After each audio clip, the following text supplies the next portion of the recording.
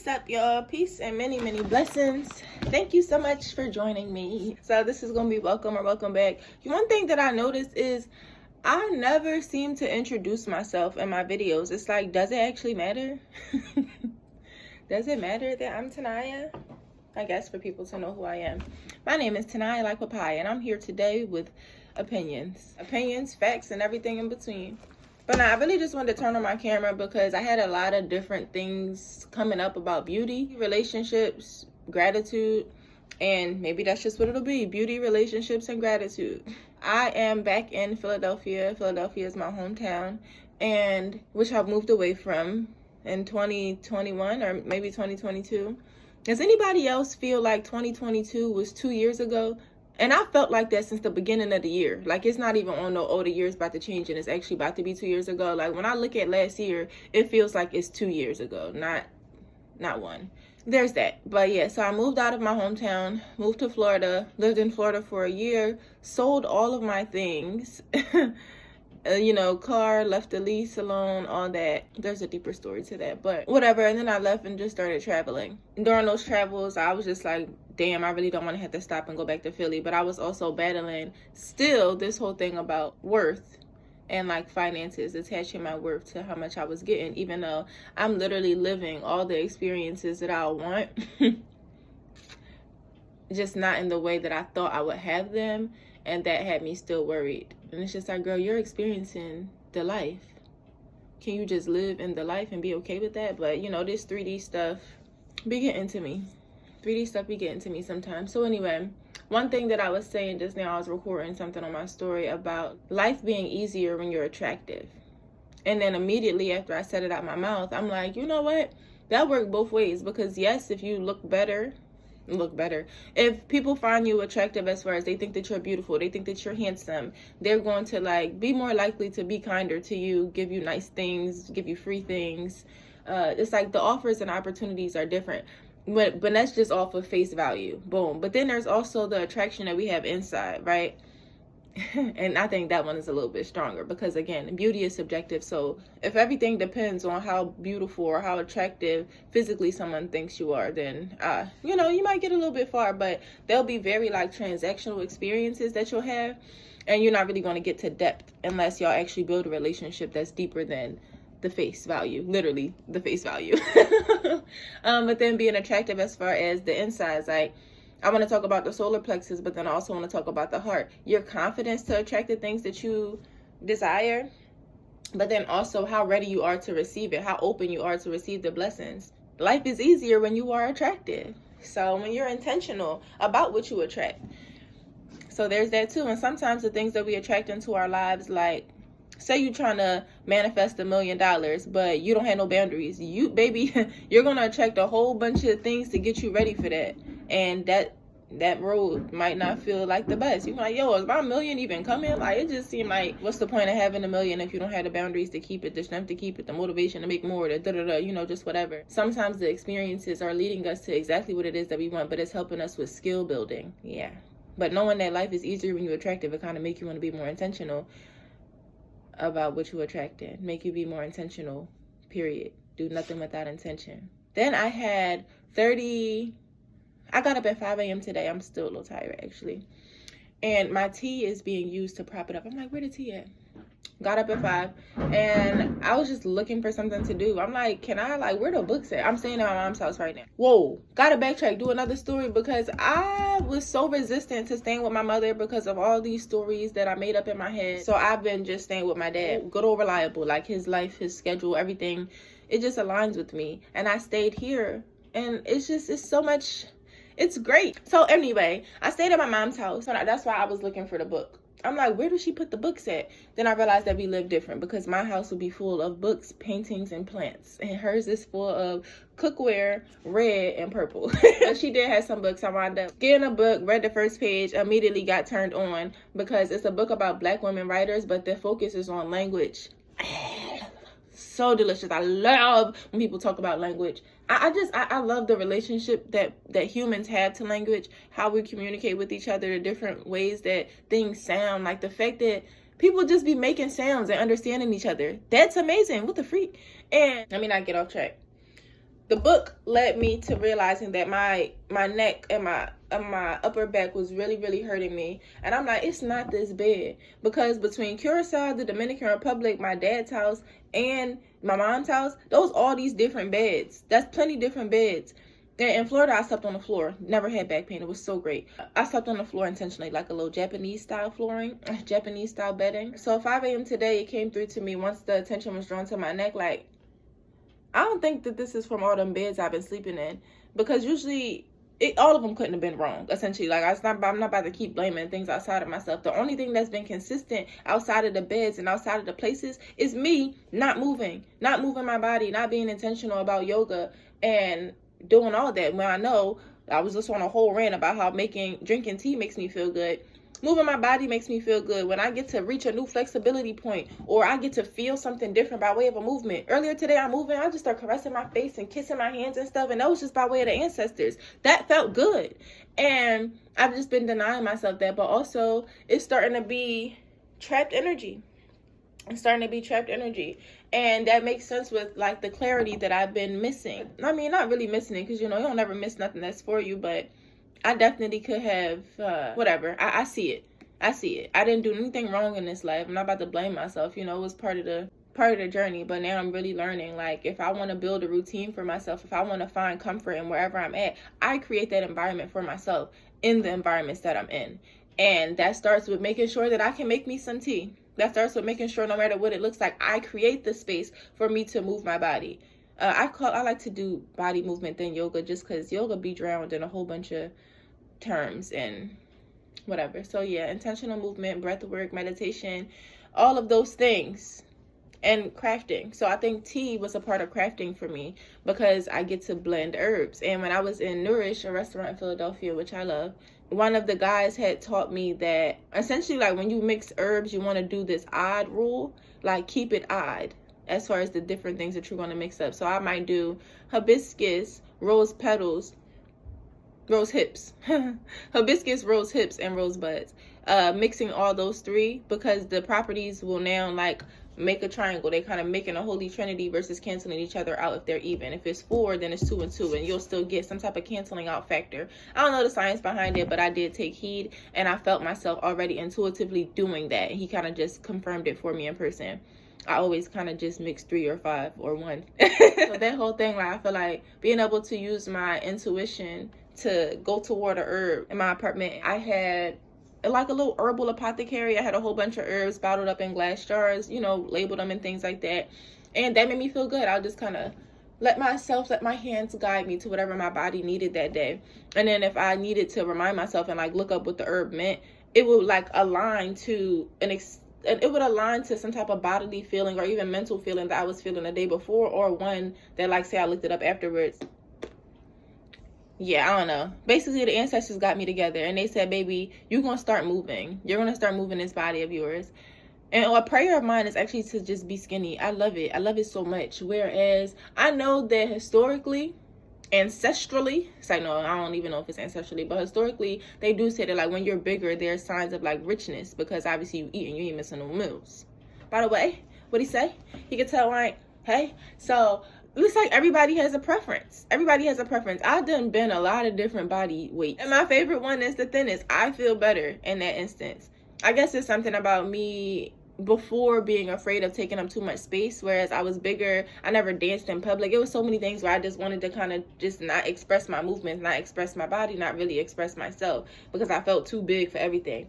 And I no longer had those sentiments. I have went through, like, I was in my spiritual journey when I did gain more weight before, and I was like, it is what it is. Like, I'm still beautiful. Even now, I gained like 30 pounds on my travels. Maybe not 30, maybe 15, but it's giving freshman 15. Body changed a lot. Stretch marks on my freaking stomach, and that made me insecure at first. And it's just like, what else I'm gonna do? Like, it's a body, bro. If you ate this much, or not ate this much, but so say you was eating for 2 months and that's been the habit, it's not about to disappear tomorrow. It's going to take about 2 months to get you, you know what I'm saying? Like, just as much time that you spent doing it, it's probably going to be around a similar time of getting rid of it or something. And I think that the more that I was gracious with myself in that process, it's like, oh, well, like, I'm with you. Like, I'm with you however you look. I'm with you however you eat. I'm with you however you feel. Like, I'm with you. That just made me emotional. Like, I got me. I got me. I got me. I got me. I got me, I got you. Like, we got us. Having the confidence to shine through. So this is a part of me outside of my 30 days of movement that my ancestors told me to do. 30 days of movement. I saw another video that's like, do it now. Have the confidence now. Start now. Like, I really do want to talk, and I want to get paid for speaking really bad. I'm so emotional right now. And one of those things is just because it would just light me up so bad if I, like, you know, people just pay me to talk. That's all I got to do. Something I love and I'm really good at. Just talk. That's it. Man. I mean, you know, high integrity speech. Being able to teach in my speech. High quality speech. Beauty. Relationships. Oh, yeah. That's been another thing for me. So I did a whole YouTube video on relationships. In that YouTube video, I'm talking about so many things that I'm thinking about right now. Through those travels, I came back to Philly. Boom. I cried a lot on the airplane because I'm like, why? Why do I have to go back here when I do not like it here so bad? Like, it got to be a reason. And I was experiencing decision fatigue outside of, like, just not having the funds to continue doing that. I mean, I didn't have funds the whole time, for real. So it really wasn't about that. It's just like, I'm scared, essentially, just moving off that. And then I really wanted to see my family. I'm like, you know, I've been out here seeing these unfamiliar voices, unfamiliar languages, unfamiliar places. Like, I'm ready to just get to a little bit of familiarity. And I would have had to come back to Philly anyway because there's something I got to wrap up here. I had texted my friend a couple days once I got into Philly because I just wasn't feeling it. And I'm like, bro, I feel so lost here. He like, if you feel lost, that means that there's still, that there is still something to resolve there. And I'm like, what do I still have to resolve? So obviously there's continuing to work on this whole detaching my worth from money thing because money can potentially have the ability, if you give it the power to make you feel like crap if you don't have it. And it's just like, that's literally something that was empowered by Europeans that wasn't even real. It's numbers on a screen. It's a piece of paper. It's not real. It has no soul. It has no body. It has no breath. Yet I do. And I'm feeling like less than because of that. So it's easy to say now. I just got mad. It's easy to say now, but I was feeling it for them days. And during that time, I'm like, okay, so yeah, that's what I got to rework. I got to work out this whole relationship to money thing. Friendship was coming out a lot for me. When I was younger and dealt with depression, I got diagnosed with major depressive disorder. I was on, what they call it? They pitched it to me like happy pills, but they call SSRIs. There we go. And I went through the whole thing. I think sometimes people see me. I don't know how. Maybe I will talk about my full story, but I'm not good at telling like stories that are in chronicle order, as y'all can see from watching this. So somebody gonna have to help me organize a book or something to write about that. But essentially, whenever I would think about my friendships or even my relationships or how people would perceive me or just whatever, it would send me down a hole. I'm like, nobody likes me. I don't have no friends, and this is nuts. And it makes me think about that whole time of social media where people was looking at their friends who would say stuff like that. Like, how you gonna say that you don't got no friends, but I'm your friend? Like, that's offensive. You know what I'm saying? And there was never the compassion to step forward. Like, I wonder what's making her say this, knowing damn well she got friends. But, you know, it was a lack of honesty of me being real with myself, but then also people taking things personal. And I kind of would take it personal too, but I would be ready to have a conversation about it. Like, clearly this person is going through something where they believe in a story in their head, but that was a whole different, like, consciousness level. Anyway, I started to feel those same things because I'm in Philly. I want to see my friends. I want to hang out. I want to have fun. Like, let's go out. Let's do it. I'm also keeping in mind that, like, when I come to Philly, my friends got jobs and lives and things to keep up with. And when I was out traveling, or even when I was in Florida, my friends didn't have, like, jobs, like 9 to 5 type things. Like, they doing things creatively. They're getting money. It's coming in. It just don't look like I'm doing this from 9 to 5 and most of my day is spent at work. And then I don't have no time to myself. I'm at work and I got to pay my bills. I realized that, and I didn't take it personal. I don't know what it was when I was younger, nor do I really care to figure out what it was when I was younger. I just am looking at the pattern that was created by what happened when I was younger. And yeah, it's like not taking it personal, realizing that, like, girl, it ain't nothing against you. Nobody's waking up like, how can I ignore Tanaya today? How can I make sure she doesn't feel this? And it's like, yeah, One time my dad called me self-centered, and when I think about things like that, I can see where it comes from, because I don't really think that it's bad to be a self-centered person. We are the center of our own universe with the freak. But if I'm getting offended by what I think people are waking up and trying to like do against me, come on. Even if it is happening, I don't want to put no energy into like the truth in that. Like it ain't really no truth in that. Giving myself grace, but then also defining to myself and to the universe so I can put it out there. What kind of friends did I want? Something else that I was talking about yesterday on Instagram is I'm closer to everybody right now as far as like me being in Philly, whether my friends is in Jersey, New York, Baltimore, Philadelphia, like this area, my friends up north. And I ain't see nobody. I did see somebody. You see what I'm saying? You see how the mind works? I haven't. There's an expectation in my head of the frequency of how often I would see people. And again, because of jobs, because of the weather, because of previous lifestyles and predetermined arrangements, that hasn't been happening. And that kind of got to me a little bit. So I'm like, bro, I need friends. But I have friends and I love my friends. There's just a different type of friendship. There are different types of friendships that I'm desiring at this age. Like I said before in that video, or like I think I said in the friendship video, there are more people than you think that are in your situation as far as wanting friends. Because sometimes when we get in our older 20s, wow, we get in our higher 20s. I'm 25. And I'm like mid-20s, actually. Yeah, 5 is middle. I'm mid-20s. Most of my friends, 20s, 30s, 40s, 60s, I got friends from like a wide gap. I encounter multiple conversations, whether with my friends or whether with people that just kind of relate to me, or we relate on social media. We talk on social media and stuff. There are more people that also feel like that are not in friend groups, that are not in cliques, that are desiring close, intimate friendships. People that don't even have a best friend but are looking for one. And I'm open to that. I'm cool if I find my best friend tomorrow or at 45. Like, because I want the relationship to be so divine, it's going to take time. And that's okay. And in the meantime, I'm going to get myself right so that I can be the best that I can be for my best friend, for my lover, for my partner, for my kids. It's going to take time. Just like I'm going to take time, they're going to take time, we're going to take time, and we're going to be fine together. So I'm just thinking about that. Relationships, beauty, and home. And home.